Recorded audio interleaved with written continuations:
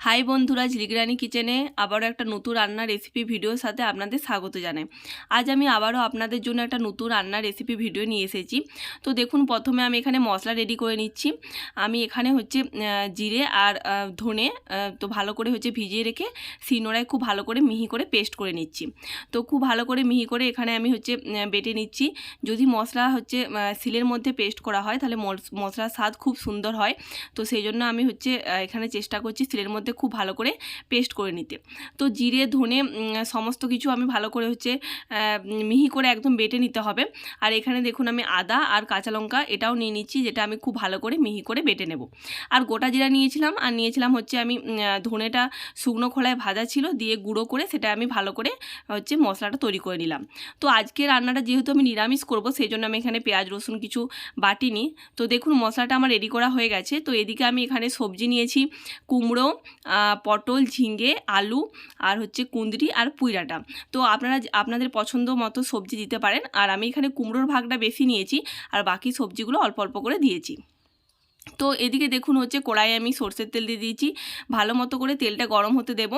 আর এখানে তেলের পরিমাণটা একটু বেশি নিয়েছি, যেহেতু নিরামিষ রান্না, তো সেই জন্য তেলের পরিমাণটা একটু বেশি করে আমি নিয়েছি। তো এরপর যখন তেলটা ভালো মতো গরম হয়ে যাবে, তখন আমি এখানে 1 চামচ গোটা জিরা দিয়ে দিলাম।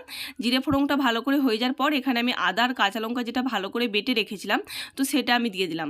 এবার আদা আর কাঁচা লঙ্কাটা কিছুক্ষণ আমি তেলের মধ্যে ভালো করে ভেজে নেব। 20 থেকে 30 সেকেন্ডের মতো ভালো করে ভেজে নিতে হবে। আদার কাঁচা লঙ্কার গন্ধটা যাতে চলে যায়, তো সেই জন্য খুব ভালো করে আমি কিছুক্ষণ ভেজে নেব। আর এই নিরামিষ রান্নাটা করতে খুব একটা বেশি উপকরণ আমার লাগবে না, খুব কম উপকরণে আমি রান্নাটা আপনাদের করে দেখাবো। তো এইভাবে যদি মিক্স ভেজ রান্না করেন নিরামিষ দিনে, তাহলে খেতে খুবই সুন্দর হয়, খুবই অসাধারণ হয়। তো এরপর দেখুন, আমি জিরে আর ধনেটা যেটা পেস্ট করে রেখেছিলাম, তার সাথে 1 চামচ হলুদ গুঁড়ো ভালো করে মিশিয়ে সেটা আমি দিয়ে দিলাম মশলাটা। এবার মশলাটা খুব ভালো করে কষিয়ে নিতে হবে, গ্যাসের ফ্লেমটা কমিয়ে রাখতে হবে, যাতে তলায় লেগে না যায়। আর মশলাটা এমনভাবে কষাতে হবে যাতে মশলা থেকে খুব ভালো করে তেল ছেড়ে যায়, আর মশলার কালারটা খুব সুন্দর চেঞ্জ হয়ে আসে। ততক্ষণ আমি খুব ভালো করে মশলাটা একটু সময় নিয়ে ভালো করে কষিয়ে নেব। তো এরকমভাবে নিরামিষ সবজি রান্না করলে যেটা খুবই সুন্দর লাগে। আর বিশেষ করে এই রান্নাটা একটু স্বাদটা একটু অন্যরকম হয়, যেটা অন্য নিরামিষ রেসিপির থেকে একটু অন্যরকম। তো আপনারা চাইলে আপনাদের পছন্দ মতো আরও সবজি অ্যাড করতে পারেন। আমি এখানে অনেক রকম সবজি অ্যাড করেছি। যদি অনেকে সবজি খেতে পছন্দ না করে, তাহলে কিন্তু এরকমভাবে সবজিটা রান্না করলে যেটা মাছ মাংসর স্বাদকেও হার মানিয়ে ফেলে। তো আপনারা অবশ্যই এটা ট্রাই করবেন, আর আমাকে অবশ্যই কমেন্ট করে জানাবেন। তো দেখুন, যখন মশলাটা দেখলেন যে খুব ভালো করে কষানো হয়ে গিয়েছিল, খুব ভালো করে যখন তেল ছেড়ে দিয়েছে, কালারটা খুব সুন্দর চেঞ্জ হয়ে এসেছে, তখন আমি এখানে সবজিগুলো দিয়ে দিলাম। আর সবজিগুলো দিয়ে দেওয়ার সাথে সাথে গ্যাসের ফ্লেমটা বাড়িয়ে দিতে হবে। দিয়ে এবার খুব ভালো করে মশলার সাথে আমি মিশিয়ে নেব। 3 থেকে 4 মিনিট ধরে ভালো করে আমি সবজিটা ভেজে নেব মশলার সাথে। ভেজে নিলে কি হবে, মশলাটাও সাথে সবজিটা খুব ভালো করে মিশে যাবে, আর সবজির মধ্যে যে একটা কাঁচা গন্ধ থাকে সেটাও আস্তে আস্তে চলে যাবে। তো সেই জন্য কিছুক্ষণ অবশ্যই ভাজতে হবে। আর এখানে পরিমাণ মতো আমি লবণও দিয়ে দিলাম। গ্যাসের ফ্লেমটা বাড়িয়ে রেখে আমি ভালো করে একটু সময় নিয়ে ভেজে নেব। তো আপনারা এর মধ্যে একটু পারলে বড়িও দিতে পারেন। তো আমার কাছে বড়িটা সেই মুহূর্তে ছিল না, তাই বড়ি আমি দিইনি। তো বড়ি দিলেও ভালো লাগে। আর এরপর আমি দেখুন ভালো করে সমস্ত কিছু সবজিটা ভেজে নিচ্ছি। আর এই রান্নাটা বানানোর ক্ষেত্রে আমি এখানে দেখুন জল দেব না। তো জল না দিলে সবজির যে নিজস্ব একটা স্বাদ থাকে সেটা মানে থেকে যাবে। তো সেই জন্য রান্নার স্বাদটা আরও বিশেষ করে দ্বিগুণ হয়ে যায়। তো এরপর দেখুন, খুব ভালো করে ভাজার পর এখানে আমি থালা চাপা দিয়ে রেখে দিলাম। গ্যাসের ফ্লেমটা অবশ্যই কমিয়ে রাখবেন।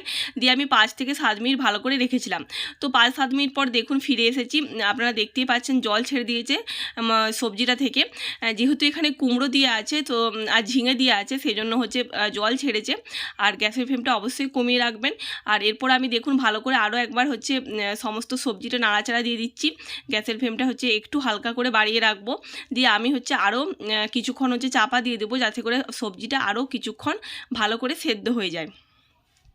আর 3 থেকে 4 মিনিট চাপা দেবো, খুব একটা বেশি আমি সময় চাপা দেবো না। তো দেখতেই পাচ্ছেন আপনারা যে সবজিটা ভালো মতো সেদ্ধ হয়ে গেছে।